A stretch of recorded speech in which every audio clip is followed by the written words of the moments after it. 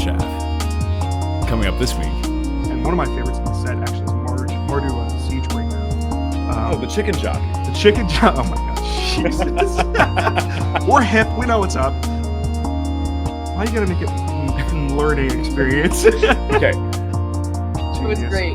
Ben started packing up his cards. He's like, You scooped. I scooped. What's up, aficionados? Welcome back to Draft Chaff. I'm Ben, one of your hosts. Joining me on the line is the draft dad himself, Tyler. How you been, dude? I'm barely hanging on, Ben, but that is A-okay. You know what? Same here for different reasons. Yours, I think, a little more valid. You have you're enjoying the fatherhood experience right now. Oh, I would definitely say I would, but it is exhausting. That's okay, because this new set, I think, is giving me enough energy to keep pushing forward. Absolutely. We welcome you back, listener. We took a couple weeks off. Life got in the way, but, we'll always be back for more magic. We have some pretty exciting things to share, too. Let's get into some introductory reminders before we get started. You can check us out on social media, hop into our Discord, follow us on Blue Sky. I don't think we've been doing much Twitter anymore. That's definitely kind of dead and gone. The Blue Sky Magic community has been pretty cool. Definitely a big fan of the way stuff works over there. I'm not going to lie. The average vibe of Blue Sky, it's a little bit millennial coded. I don't know. It's a little... Sometimes if I'm on like the For You page, I'll see a little more like epic bacon type stuff than I Oh my God, I didn't realize it was that bad. I don't know. I've been following a lot of the Magic content creators that we like and respect over there. A lot of people with good social views that aren't Nazis, so that's been pretty nice. So it's a good place to be. Hop over into our Blue Sky and follow us there. And if you're not in Discord, join our Discord. It's the best place to chat all things Magic with us. We post our trophies. We post our Arena Open sealed pools. We post when we win those, which more on that in a second. And I might even be posting a little bit of standard content coming up. In about a month, I do have a regional championship to attend, and I'm going full tilt on this one. Unfortunately, it is standard and not limited. If it was limited, I would actually be feeling really stoked about this. Instead, I'm a little more nervous than anything else, but I've been doing some standard testing, and I might even post some deck lists soon. As always, a massive shout out to our patrons. Patrons, we love you. You're the best. You keep stuff going here. We use editing software. This stuff's like kind of expensive, and you honestly help make this show run smoothly. We do all of our editing here in-house, so just even helping to offset that cost is massive for us. And it really helps us create this show, which we love to do. And presumably, if you're hearing this, hopefully it's something that you like to listen to. And we thank you for that. We really can't be thankful enough. So thank you, patrons. If you're interested, you can support us for as little as $1 a month. We are actually going to skip our Crack a Draft in favor of a live draft, because this format, oh boy, the draft process is something else. It's been a breath of fresh air, I gotta say. Like, it doesn't feel solved yet, which I think was making it special. Like, we're like 3 weeks into the set now, and every draft feels new. I really appreciate that for this set. Before we get into our live draft, we do actually have a little bit of experience winning in this set, if I dare say so myself.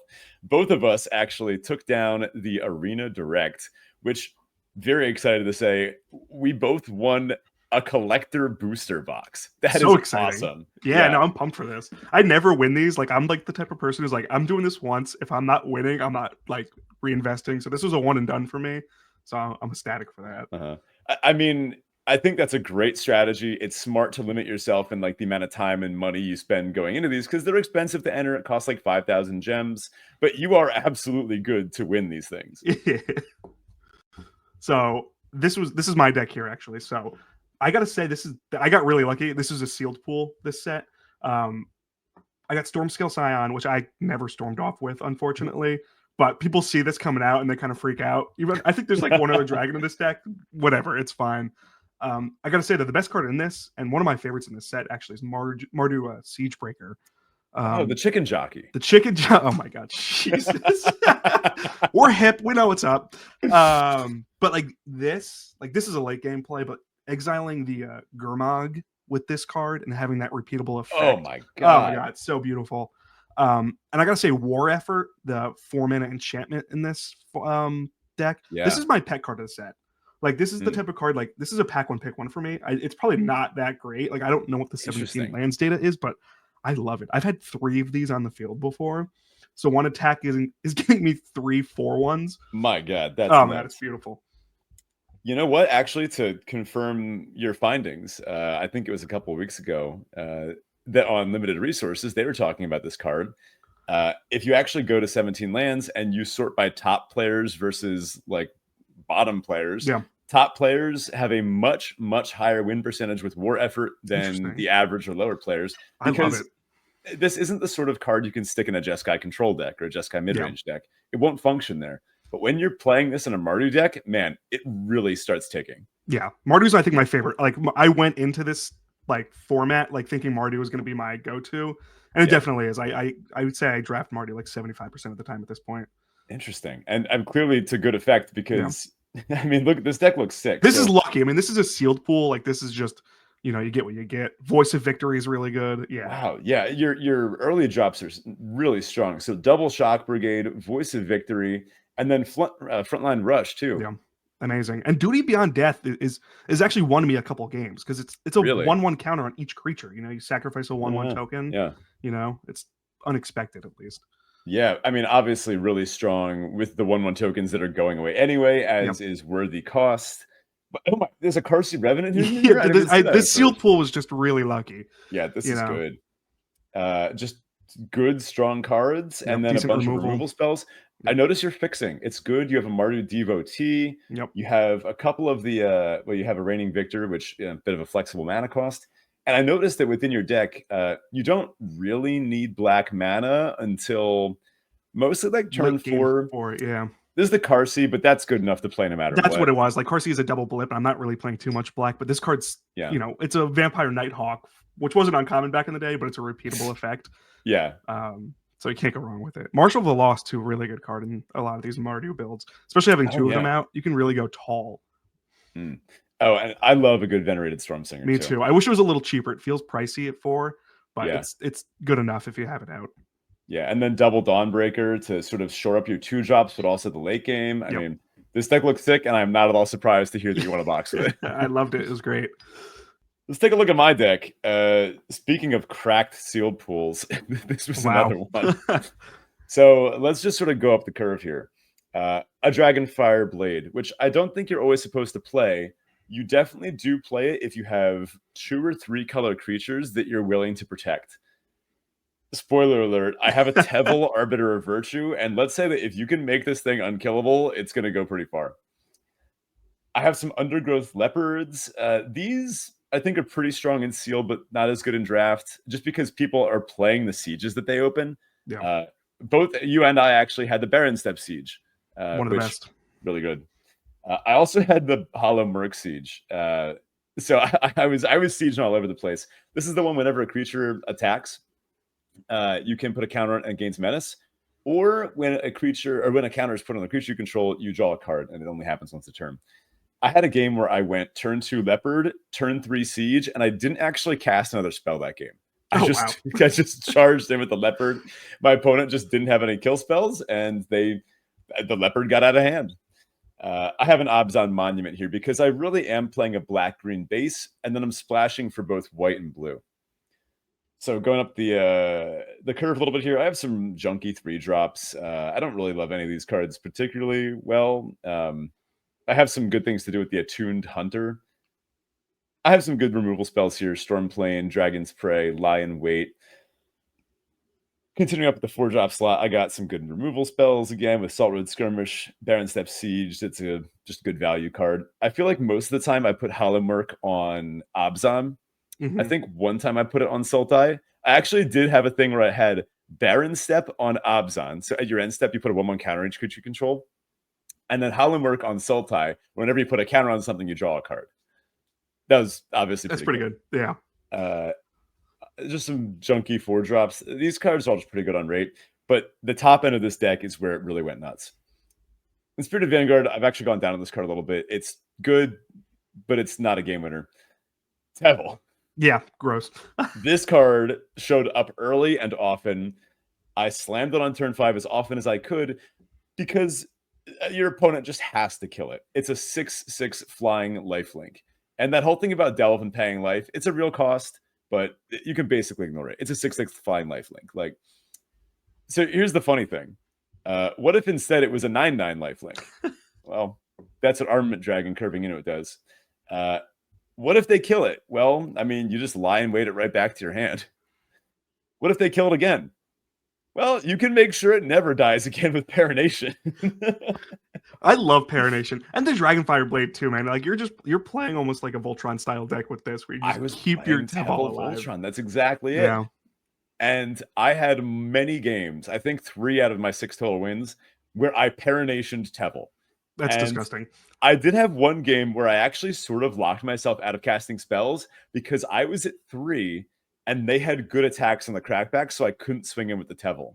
There were a tense couple turns where, I don't know, they could have gone like Edict and gotten the Tevil out of the way. But I did manage to get a hexproof Tevil, and that is typically good enough.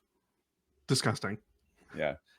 Solid fixing here as well. I had double Opulent Palace, which is why I felt pretty safe playing a bit of a weird mana base. But I do think finding a 2-color base, so here I was mostly black-green, is the safest way to approach a 3 or 4-color deck like this. So I don't know. Should we do like a live collector box crack pack video? We've never done that on the show before. It could be fun. I would totally be down, but I don't know if that box is going to survive more than 30 minutes as soon as it gets delivered. Yeah, 30 minutes over the front stoop, and it's already gone. I want to get one of those Halo foil Elspeths, man. Oof. But dude, you could crack it on the show. Isn't that? Yeah, but I can crack it myself. We'll see. We'll see. Okay. I'm gonna swear to reserve at least all but one of them. So like I might crack one right away, but all the other ones I will promise to reserve for the show. I'll save my box too, so we can open that Mox Amber serialized together, or whatever it is. What is it called? Is it Mox Amber? Is that the new one? Oh, Jasper. Yeah. That's what it was. What is that thing worth these days? Is that thing still going on? Probably nothing. I don't know who's playing that, Commander. It's Commander. All right, fire pretty quick. Now, at this point, there are a couple things we know about the format. And I'm interested to kind of get your take on this because we haven't had the time to like chat too much about our respective takes. I'm a big fan of drafting the 4 to 5 color Pondering They Orb deck. Yeah, I keep seeing people run that a lot, and I don't know. It feels. I'm sure it's great. I just don't love it. I love, like, if I'm playing a 3-color set, I like to play the 3-color vector. Like, that's what I love. Like, I'm forcing Mardu, I'm forcing Abzan. Like, I want to play how it's supposed to play. That's true. I do unfortunately think that Abzan is the worst of the 5. I will say I haven't opened a lot of the cards yet. I think because a lot of these 4 to 5-ish color decks will just take rares that get past them and splash them. Yeah. And so green's obviously going to be the biggest pick. Dude. It's the hook. See, it's not good though, right? Like it works best in like it doesn't work really in anything. Okay, I actually think this card's really good in Teamer, and I think Teamer is the best clan to be in. But Teamer's not go wide enough. I guess you don't have to go super wide for this. So with Teamer, I think the trick is you need to play a bunch of card draw, and you need to play a bunch of cards like Einok Wayfarer. Like it draws you a land basically. Hitting your land drops. If you ever get to put Craterhoof in play, you win the game on the spot. They just quit. Is this going to be the Craterhoof deck? This is going to be this. So I think the next best card in this pack is probably Jeskai Shrinekeeper. I agree. Yeah. This would go. I'd be okay drafting Teamer, but you could also do like any of the green things. I mean, not that Abzan's particularly good, but you could also go Sultai with Craterhoof. Yeah. Whereas this locks you in the Jeskai. You have to take Craterhoof. It's for the content. You have to take content. Yeah, you have to take it. If this was an Arena Open Day too, I think I'd probably take the Shrinekeeper or maybe like the Tawny back and the Wayfarer a good amount here too. Oh, good, the Sipsig ceremony. Yeah, I see that like pack like 2 like pick 15. You know, nobody's touching that thing. Yeah. So I think some smart cards to pick here. There's a Static Snare. There's a Fortress Kinguard, but I love a Seigu Wildling. Yeah, I was gonna say Saga is probably the best pick here. Mhm. Have you been Especially if we playing wanna- 17 lands or ever going down to 16 if you're playing Mardu? I've always played 17. I'm a Mhm. diehard 17 person. I'll never go to 16. Honestly, the Mardu, like that Mardu deck you showed us, it had a pretty high curve. Like that Well, is a that's the thing. 17 land deck and it's 3 colors. Yeah, this because this format kind of goes late. Like Yeah. it's tough. You want to hit your land drops. And like turn 3 is the most important, so you definitely want to have your turn 3 play. Hmm. Yeah. I've noticed that cards like Twin Bolt and the Dragonfire Shock, they haven't been impressing me. No, I will say I just lost to a Dragonfire. Oh yeah. Before this recording, like I was at 4, they played it and then recast it late game, That's funny. like same turn. I'm like, Oh. awesome. Dude, we're so in Encroaching Dragonstorm. And Is this this is not like, the perfect card to see here? this is like the card that kind of enables those 5-color dragon decks to kind of pop off. Look, I think this might be time. I haven't gotten to try Stillness in Motion. If you can get this card and then also the black rare dragon that's the board wipe, and then just like keep recasting the That's board wipe disgusting. dragon, that's kind of cool. But this is obviously, I mean, look, we're trying to get up to Crater Hoof. We're trying to cast Segu Wildling. Encroaching Dragonstorm is the perfect card for this deck. And let's keep an eye on what else is in the pack. Blue is looking pretty open. I see a Durgar Island Dragon. I see a Focus the Mind. I see a Swiftwater Cliffs. And I see a Dusiat Earth Carver. Dragon's Prey is pretty good here too. I like the idea of just sticking in green. Green's going to be a solid base. For sure. And if we see any more Dragonstorms, or, I mean, this might now be the time to expand a little bit here. That's a late Simsig Appraiser. This is like the best common by far. Yeah, you put Yeah. that high. Like I haven't been paying attention to 17 lands data, so Yeah. I'm not sure where that falls in this. But I mean, it's an organ Interesting. hoarder, except it only costs 3 instead of 4. Yeah. I think other picks you could make here would be the Mystic Monastery. I think we're pretty far away from the Bear, the Measures, Yeah. Feral even too. I do love a Caustic Exhale, but I think I'd rather be Sultai. I'd rather be potentially Sultai or Teamer. Teamer Yeah. than lock myself into Sultai or Abzan. I agree. Safe pick. Yeah. And plus, the Simsig Appraiser, it's filtering so that it draws a card, right? And we want creatures that draw cards to hit our land drops to eventually slam a hoof. This is exactly the kind of creature you want on your board when you resolve a hoof. Interesting. So we're seeing some Mardu cards coming through. There's a Scoured Barrens, a Marshal, another Static Snare. Same with Salt Road. And I Salt don't like Road, yeah. Osseous Hell very much. There's a River Wheel Sweep. I don't think we can look at this too much. What do you think about Sultai Devotee? I don't think it's a great card, but No, but it's a safe pick here. I mean, if we're really like, if the whole point of our vector is Crater Hoof, like it's a cheap, kind of creature that sticks around for a while. yeah, if they play something or like a Tursa Light Shatter and you're just like, whoa, slow down. Yeah. Like, I want this game to go a lot longer. You're Yeah. happy to toss this guy in front of it. It's safe. Yeah. And honestly, the fewer people play Twin Bolt, the safer you are playing a DOT. Yes. Oh, wow. An Abzan Monument, a Teamer Tawny Back, Rugged Highlands. This is a good pack. What are you thinking here? Is Monument just... It is the worst of the monuments, but it does do the thing still. It is the worst of the monuments. I mean, I always like picking up lands, especially if Yeah. there's nothing else in the pack that I love. But yeah, I was going to say that the Teamer Tawny Back, I think, is Yeah. probably the safest pick here. You're also a Tawny Back fan? I mean, it's a great card. It's a 3-mana 4/3 that loots. Beautiful. Yeah. Honestly, that's also sort of a buyout plan for the Crater Hoof. If you have the Crater Hoof and you're just like, I'm only on 4 lands, I'm never getting there. Dead in hand, yeah. Yeah. It's nice to see that Rugged Highlands coming around, and I think we should... Ooh, I mean, this pack pretty much tells us we're right where we want to be, right? Yep. Although none of these cards are particularly really good. No, but I mean, who likes... we like ramp with a Crater Hoof deck. Yeah, I guess we could just take the Roamer's routine. It's fine, yeah. I'm fine with Champion, too. I like Champion.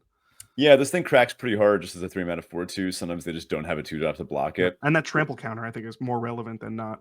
Yeah. What do you think between that and Roamer's routine? I lean more towards the 4/2. Sure. We already have some, ramp. I don't think we have to get too redundant with it. Yeah, I agree. We notably should try to pick up a kill speller at some point. But dude, I love Boulderborn Dragon. Really? I think I'm this sure. card is Really? good. Okay. So here's the funny thing. I think at this point we would take any Dragonstorm globe we see, and when you go turn 3 globe into turn 4 Boulderborn, it's a 5-mana 4/4 flying vigilance attack surveil. That's Yeah. really good. I mean, yeah, I'm shocked you're on this card. Trust me, I've been doing some background research.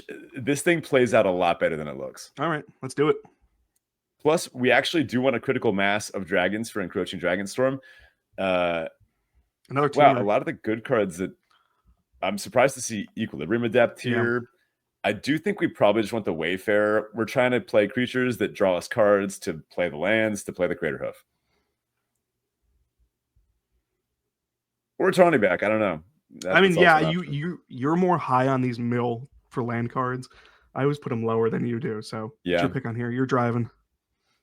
I do actually think the Wayfarer is good enough here, and I actually could see us pivoting into Sultai. I like sort of finding blue-green as our base here. Okay. Seeing what although at this point, I think you just take the Tranquil Cove in case you open like is it Jeskai Revelation?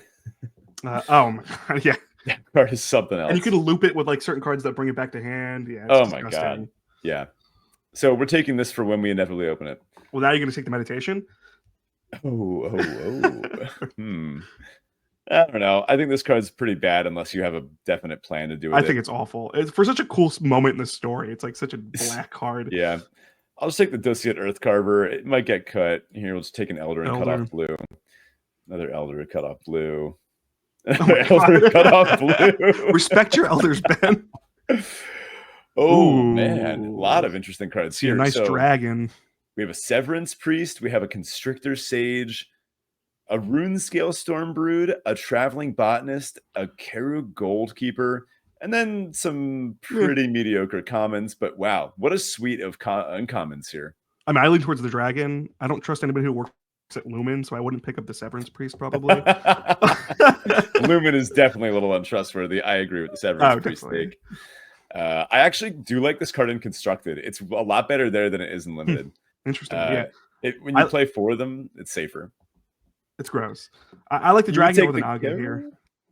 I'm actually kind of looking at the Traveling Botanist. Oh, the Botanist. I didn't see the Botanist. I love the Botanist. It's a good puppy. It's such a pet card. Yeah. Oh, this is tough though, because if we take the dragon, like we're gonna signal. Like, I mean, if we pass it, we're signaling Sultai open. Ooh. Well, you know what? Maybe Sultai does get open. Who cares? So look. Here is our reward for cutting blue-green. Eski Dragonclaw is awesome. Yeah. Man, all right. So now I'm okay with slamming this, right? Oh, definitely. Yeah. 100%. Yeah. And maybe if we could wheel Dragonclaw Strike, Segu Wildling, another Boulderborn. I like Dispelling Exile a lot. This is actually one of Blue's best commons, too. Yeah. Nice. Even Jeskai Monument, I mean, that's just a good card. Yeah, slamming Eshki here. This card is so good. I love the art too. The color in Teamer is just beautiful. Oh yeah. Interesting. I'm not as convinced about this pack. I don't like the Effortless Master very much. Yeah, it's fine. I mean, it feels kind of bad when they get it out and it's a 6. that part's pretty bad. Yeah. 6/5 Vigilance Menace. What do you think of Constrictor Sage? Oh, I forgot they get rid of Nagas. I keep calling this thing a Naga. It's Snake Wizard. Oh, they did? I thought they got rid of Naga. I don't know. I like this card. You know, it's fine. Let's tap something down. Yeah. There's also another Tawny back. I mean, between the Tawny back of the Sage. Yeah. I don't feel too strongly about any of these. What do you think? No. What about the Leopard? Are we feeling? How do you feel about the Leopard at all? The red. Oh, this thing. Oh, I mean, I'd rather keep our early game blue-green, but I don't even know if we're going to play any of these. The Rescue Leopard is pretty good if we're trying to... a Kishla Skimmer. But how much graveyard stuff do we have going on right now? I mean, it's a good card. We can definitely work towards it. Yeah, but we have the Einok Wayfarer, and we are going to attempt to, I think at this point... Oh, yeah. So okay. That puts in graveyard. That's not pulling out. So we have Champion of Doosan right now and the Einok Wayfarer. I think this card is actually worth building around. Well, yeah, we got some harmonized cards. Yeah. Yeah, we try to pick up as many harmonized cards as we can. That cantrip is probably our go-to. Lion Wait's a great card too, but I think we're definitely leaning towards Teamer at this point. I agree. Then the Caustic Exhale, it's a little sad to pass that, but we don't really have any black cards yet. I think here we keep blue-green as our base. Yep. And we kind of push towards any other graveyardy stuff we could find. Oh, wow. Really good pack for us here. I mean, we did an appropriate job of finding our seat for sure. Yeah, look at this. The question is, what do we take here? There's a lot. I have no idea. About. A Sipsic Appraiser, Bewildering Blizzard, Dragon Sniper, Segu Wildling, Teamer Tawny back. Even these like garbage red cards we could play. Oh my god, dude! I don't know what to take. I don't know. Sniper is like one of those cards that just like, cheap word soup. Hear me out. The Wildling combos with the Dragonstorm and Eshki Dragonclaw wants us to find cheap non-creature spells and creatures. I think that's the safest pick. All right, we're in. Oh, I love Fangkeeper's Familiar. Oh, there's a Thornwood Falls. And there's dude. one of the cantrips, though. There's cheap, another Encroaching Harmonize. Dragonstorm, another Einok. Dude. This is a pack, man. What do we take here? We really need to start thinking about fixing. We have no fixing right now. Yeah, we're just tutoring out basics. We have all these Sega. Oh, that's true. We have the Wildlings. Yeah. All right, I think we slam the Fangkeeper. No, that's not in our. Slam the Einok. Either the Einok or the Whisper. I think the Harmonized cards are so good in this. You take Whisper here, man. I'm not sure about that one, but you didn't have to go with what I said. Yeah. Well, no, I think I did like that. I do agree that we want the cantrip. Yeah. I actually think this card is a little better than it looks. We have Dragon. Yeah. And if we get one of the we could play an Opulent Palace. Yeah. Yeah. Man, maybe that snake was just good enough to take. I don't know. It probably was because it's one color off, Yeah. We are kind of getting close to 4-color soup. We do want to hit our land drops. Ooh, nice. Another Boulderborn, but I think we could just take this, right? I think this is such a good card.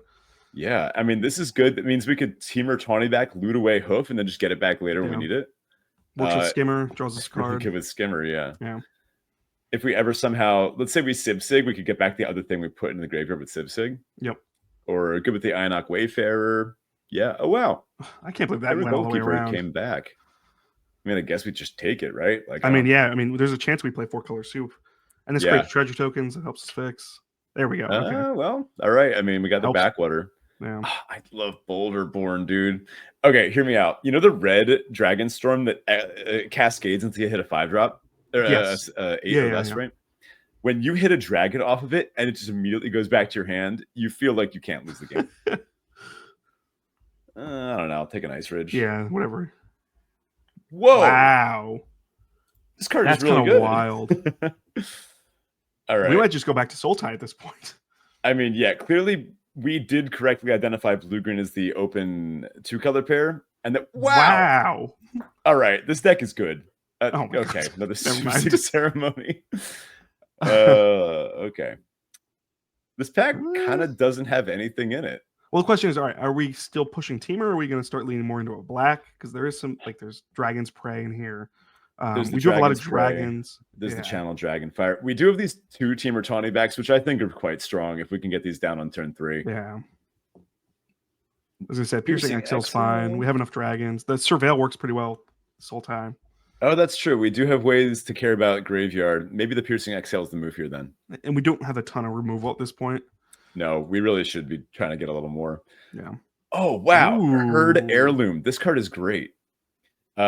What I do think about this card that's insane is having 2 different H pronunciation sounds on the same card. Why do you got to make it learning experience? Okay. It's either Herd Heirloom or Erd Heirloom. It's actually a Herd Heirloom. All right, Ben. I can't pass. All right. There's also that Rugged Highlands that. Oh, my chicken jockey. The chicken jockey. I hate that you put that in my head. We can't splash this. This is no. We're so far away from that. Can we just take another Dragonstorm here? Is that nuts? Dragonstorm and Whispers in this. Yeah, I think that's fine. I think that's a safe pick. I think just like this deck can just. I mean, look, we're still trying to turbo out the Crater Hoof, right?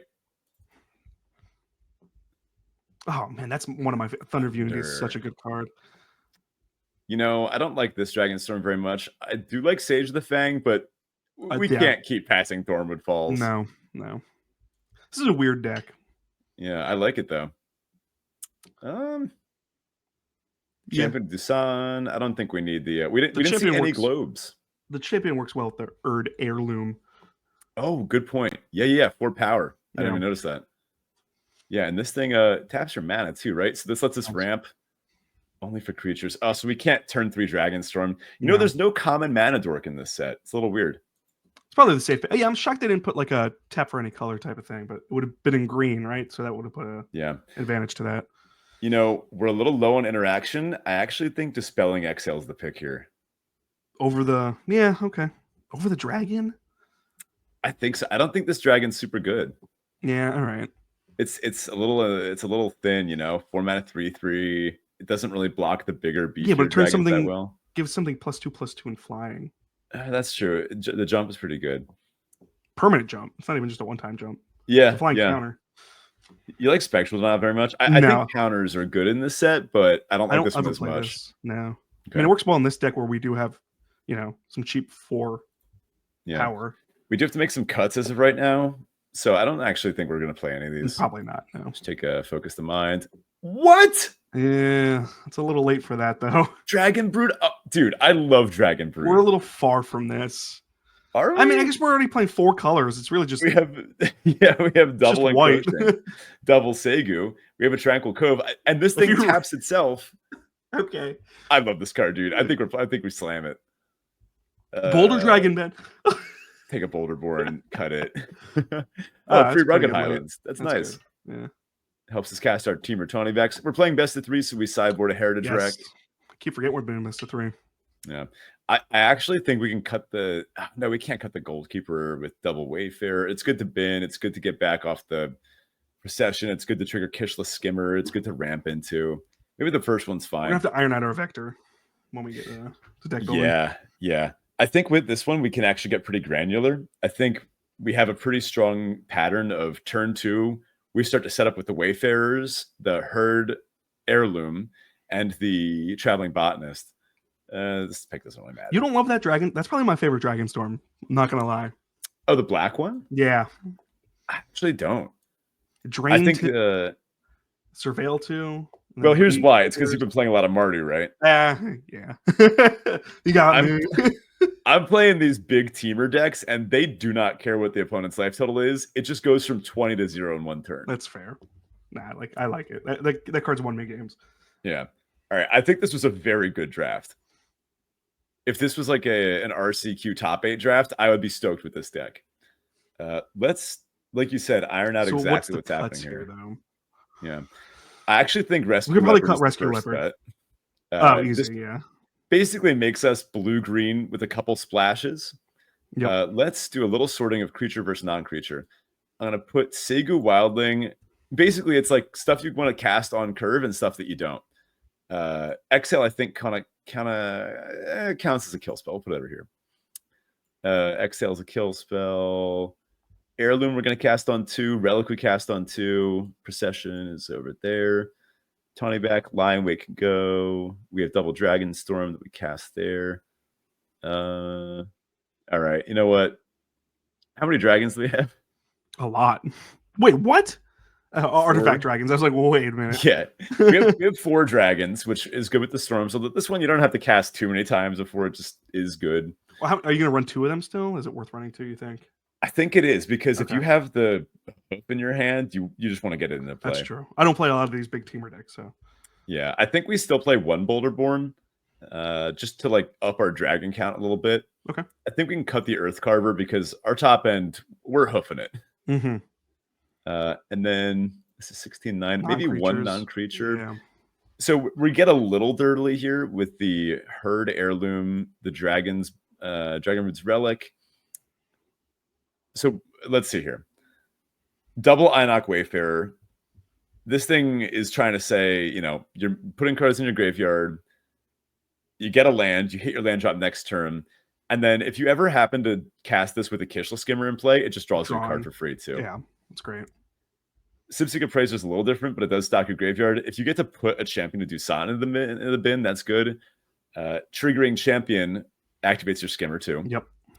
And as you pointed out, the Herd Heirloom can proc off the Champion of Dusan, which is really good to do just on turn 4. Yeah, Tawny backs too.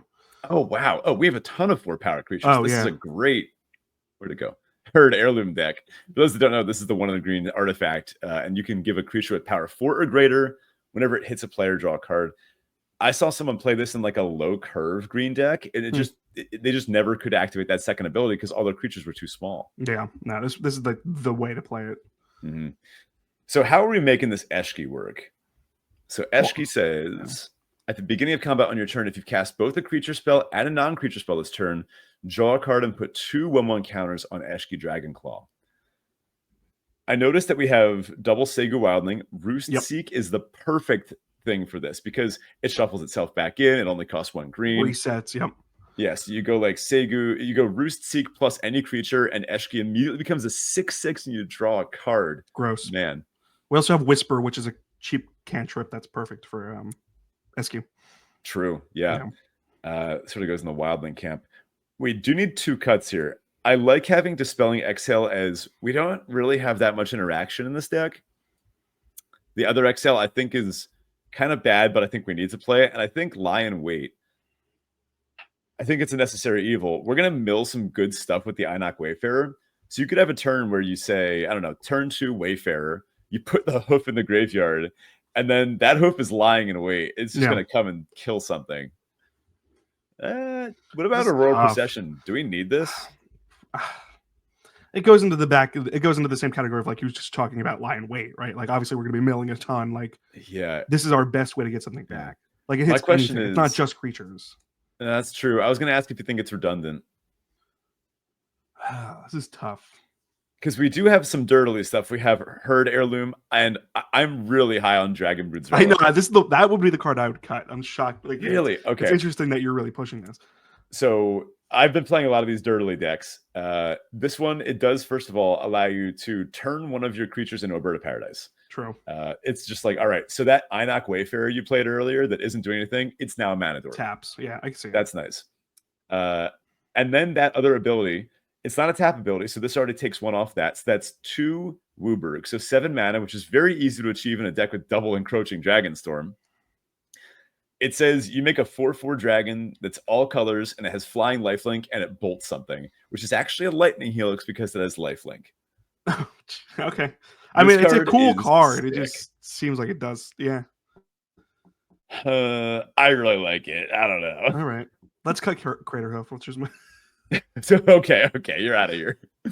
I don't know what to cut here, though. This is like actually think Whisper is a little unnecessary. All right, I'm high on Whisper, but that's fine. Yeah, I think that the Segu Wildling kind of Roostseek basically acts as Whisper. You know, yeah, it's a better Whisper, and that gives it's the harmonized, the like be able to the repetitive graveyard play, but that's fine. Yeah. I think if we're especially going to keep the Aurora Procession in, I think in the Wayfarers, we have plenty of ways to. Yeah, a lot of our creatures will trigger the Skimmer too. Well, if you're low on Procession, we can just cut Procession. Oh, I'm trying to think what else to cut. Like I think we have to cut a non-creature here. I like having a creature-heavy deck. Like the goal is to get creatures onto the field, right, and get Craterhoof out. Like that's what we're trying to do. The goal is to hit the land drops. That's our main vector, and then the little sub vector that we have here is. Well, that's the cool thing about this format. We have a bunch of vectors coming in here, but they do all point in the same direction. That direction is the hoof. But like one of the main vectors of this deck is graveyard play, and we're moving away from that by cutting the Procession. Like the harmonized card kind of cuts away from that as well. That's so that true. Like reduces the strength of that vector. But like how strong of a vector is that? Like how are there any non-creature cards that we really desperately need to get back from the graveyard? Or is Lie in Wait just basically taking the same? Like, if you ever have a hand, probably just take. I mean, Lie in Wait obviously is better because of that second line in Lie in Wait, but the fact that Procession can hit anything. But I agree. I don't think there's any non-creatures that it's like. I mean, you can get Dragonborn Relic back and do it again, Dan. Never mind. I take it all back. I think Procession probably is the safe cut here. Yeah. Okay. Because you're right. There really is non-creatures that we're hitting. Mm-hmm. We could bring our Lie in Wait, but yeah. I think we're a little low on removal. That's otherwise I would agree. I think it'd be Lie in Wait over it, but I think we just take a little quick look at our mana base. As far as green sources, we have 5, 6, 7. I think we need to go up to 9. I was gonna say I think we can cut a mountain here. We only have the Dragon Claw. We have the Tawny Backs that we care about. I forgot the Tawny Backs. I don't really know. Oh yeah, so we can go down to 1 swamp and 1 mountain because of the Segu Wildlings and of the encroaching Dragonstorms. Yep. I actually don't know if we need all these tap lands. We don't need the Cove. We're not touching white, right? Even despite. I think we actually cut the Cove, and I would put in a Plains just because we have all these ways. I think we want one of each basic. Palace is good. Palace is Oh wait, hold on. This puts us up to 10. I think we go down there, and I think we go up a Plains. It's funny. I think we do want one of each basic just because Storm and Segu give us such good ability to fix there. Yeah. for islands, that's our second most important color. So we want 1, 2, 3, 4, 5, 6, 7. Feels like a lot. Yeah, but I mean, we could Wildling for it or Dragonstorm for it. I think that's probably pretty good. These ones I kind of like because these all represent colors that we have within our deck. Yeah, no, I agree. The Cove didn't make sense. Yeah, the Cove. I mean, the white source. Like, imagine all you need is your white source, and you didn't have the plains. You had a Cove instead. You could never fetch it. You just had to pray through it. I agree. I get it. Cool. Although we actually have really good fixing. I mean, the Herd Heirloom. This fixes too.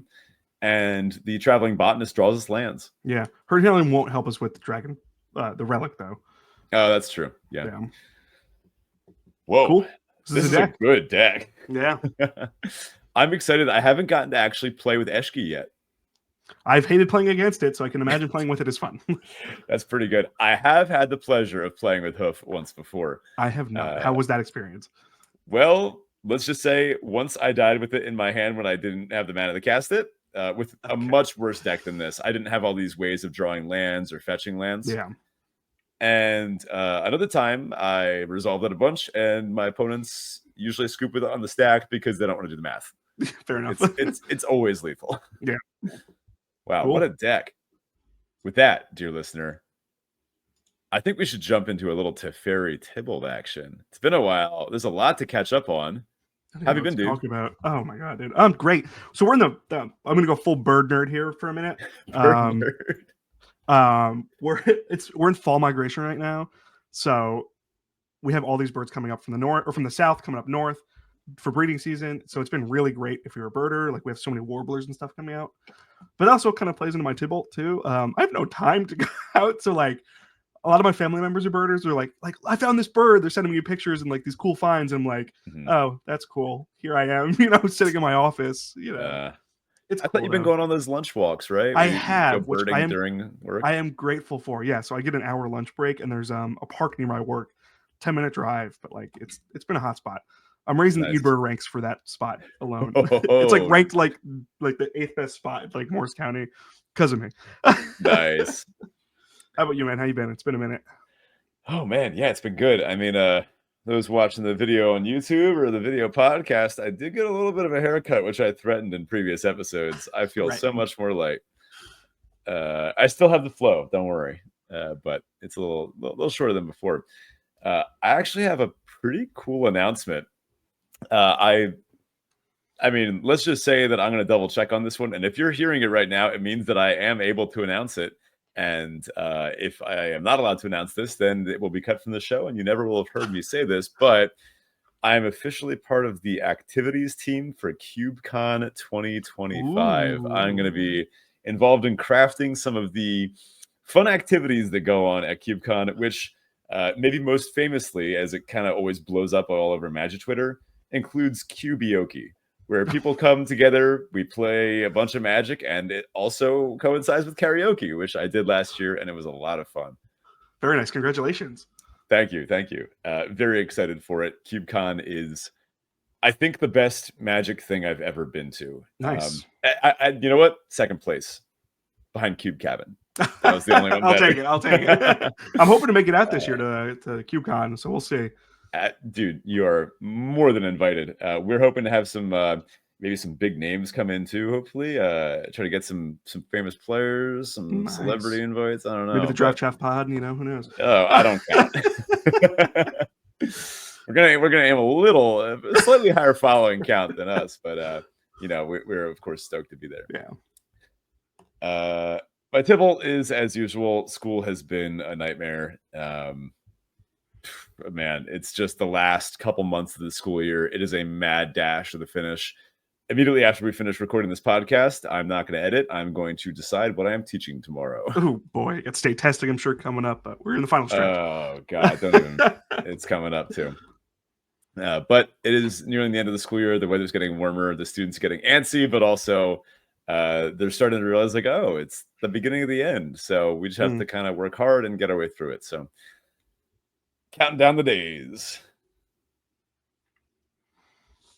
Dear listener, thank you for joining us on this live draft. Maybe we see if we have any time this week. We like play the games out together. It's been a while since we got to do some live gameplay. But look, all I'm saying is if we were able to each win a collector booster from the direct by ourselves, I don't know. I think next time we do like a direct or an open or something, if we tag team this thing, we would crush it. Let's do it. We should record them. Absolutely. I mean, look, Paul Sheehan does that. He gets thousands of vieys on those things. We should be doing that. Definitely. Yeah, we can lose a bunch of times in a row and then win. that's like our strategy. Value. Actually, you did better than that. I did that. So thank you again for listening, and keep an eye out for maybe on the YouTube later this week. We'll try to toss something up. If you're not in Discord, hop in there. You can definitely see the record at the very least of how this deck works out. I'm hoping for a 3-0, 6-0, but there's some good other decks out there. And of course, patrons, thank you as always. If you are interested in supporting us on Patreon, hop on over to patreon.com/draftchaffpod. Thanks for joining us, and keep an eye out for something kind of special next episode. Let's see. Okay. Sign off today. Something a little unique. I'm gonna really quick.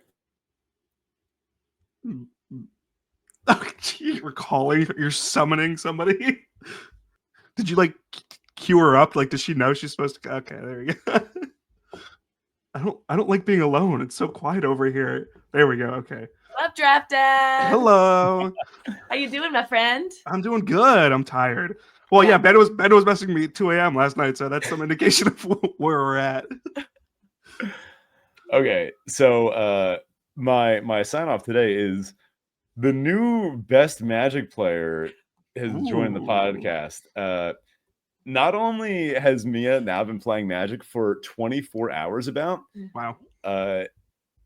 She's good. Ooh, all right. Third host. I'm ready to join whenever you guys Let's need a do third it. host. I know everything now. Professional. At one point, yeah. I was undefeated at Magic. That is actually hilarious to think about. I like that.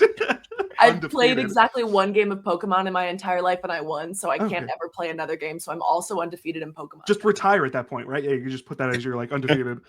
Yeah, I fully have to quit while I'm at it. So here's what happened. We played a couple games, Okay. and I started Tabletop, right? Yeah, just tabletop. I have some like good training decks that I've made in the past, just 60 card like casual fun stuff. We played Black White Allies. I loved Allies. Big fan of Allies. From like Zendikar.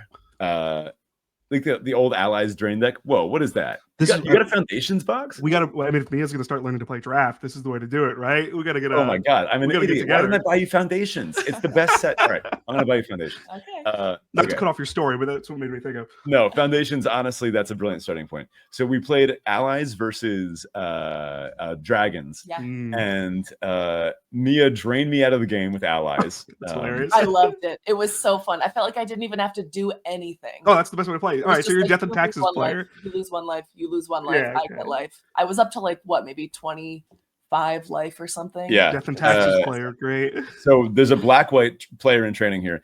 So then I take out the deck that I made for Mia a long time ago, and we put it kind of on the shelf, and we were always like, well, maybe someday if Mia ever learns to play, then this could come out. So This was it's probably 2 years ago, like early Collecting days dust. of It's dating. been sitting on the shelf for a little while. Yeah, I yeah. had just learned what Magic was, and Ben was like, "Here, I made you this deck. I like thought that you would like the art. It's this game I play." And I was like, "Never heard of it, but yeah, cool Now you're art. Thanks, professional. man."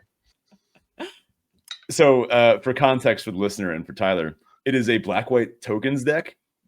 It is a Black-White spirits deck. Ooh. It has like some blood artist effects like Zulaport Cutthroat, and it's got 4 copies of Lingering Souls, and then it's got like Doom Traveler, it's got sack outlets, it's got drain effects. It's like the quintessential Black-White tokens deck. And by the end of one single day of playing, Mia was doing the play of chump block your 5/5 flyer, sack in response or before damage, draw a card off of it, drain you out. Wow. Okay. Professional in the And- works. It sounds like is what. Yeah, and honestly, like I think it's hard to explain to a brand new player who's only played for one day, but that's like a pretty That's good. It's a complicated combo. play. Yeah.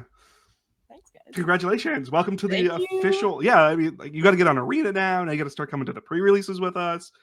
It's official. I'm in. You're invited. Yeah. It really was so much fun. I knew that it was going to be fun, but I just had no idea what to expect. But it was Yes. just really cool to keep track of everything and learn what the cards were doing. And Mhm. it was just like one really fun ongoing puzzle. I It's a lot of think, layers. Yeah. I think maybe my favorite moment of the day was when Mia had a massive board. She had like 18 tokens. She'd been flickering Geist Honored Monk, Yeah. which is a 5-mana star, power and toughness to equal number of creatures you control. ETB make 2 tokens. Beautiful. Beautiful art too. Yeah. And so she had a massive board, and she draws her card for turn and reads it and just starts cracking up. It was Glorious Anthem. And that's when you hit her with the Wrath of God and really like put it. Exactly. I was playing mono blue control, Oh, and I was sitting there with an Aetherize in my hand, which Okay. returns all attacking creatures to That's their own hand. hilarious. And we were like sort of playing revealed hands, and Yeah. I'm sitting there like, well, I mean, you saw earlier my blue deck has the ability to return all your stuff. And Mia's like, oh, I'm just not going to attack you. I'm just going to sit here and drain you out. It was Genius. great. Ben started packing up his cards before. He's like, You scooped. I scooped. because I had Coward an option move. to like take you out. Oh, with the star, and she was up to like The Geist 9. Honored Monk, Yeah. yeah. So yeah. Mia was slow So- playing and Ben scooped. Is what Yeah. I'm getting Yeah. from Ben was it. like, "Are you just gonna like take me out right now because you could?" And I was like, "I don't know." I was like, "I think I just like need to drag this out Take and She's my a time. monster. is what really we my want. time. thoroughly enjoy the bloodshed." You'll be a great arena player. It's called roping. You just let the game run. People get pissed off. You basically force the other player to wait until you make a move. It's mind games. It's mind games. Perfect. Yeah. Well, congratulations. Welcome. Thank you. It was. Yeah. It really was so much fun. That's actually why we were up until 2 a.m. because we were playing these games. And I It's had worth like, it. what did you say? A full board? Full board. Yeah. So there was just like 1,000 different options that I could do, and it was fun to Yeah, talk about. you should it. definitely Yeah. go the next pre-release because I think that's like the best way for new players to like really Totally. get into it. I think it's Final Fantasy is next, which I'm skipping. We can so skip that one. it'll be the We can next one. You know what? I am actually going to get a little bit of revenge on Mia because she asked to see what the 5-color Mazes End deck that I have is. Oh yeah. It's no, I haven't told her what this means yet, but it's 5-color Mazes End Turbo Fog. Oh, It's not going to be fun. it's really cushiony. He's going to be doing a lot of nothing. I think we should do a draft though. I think if you're going to be an official Magic player, this is Sure. going to be the way to go. And I'm happy to break this open. I'm into it. Foundations? That would Yeah. be very fun. I would That's the way love to go. that. Dude, let's get a group together. Yeah, we're just going to get 5 more people. Yeah.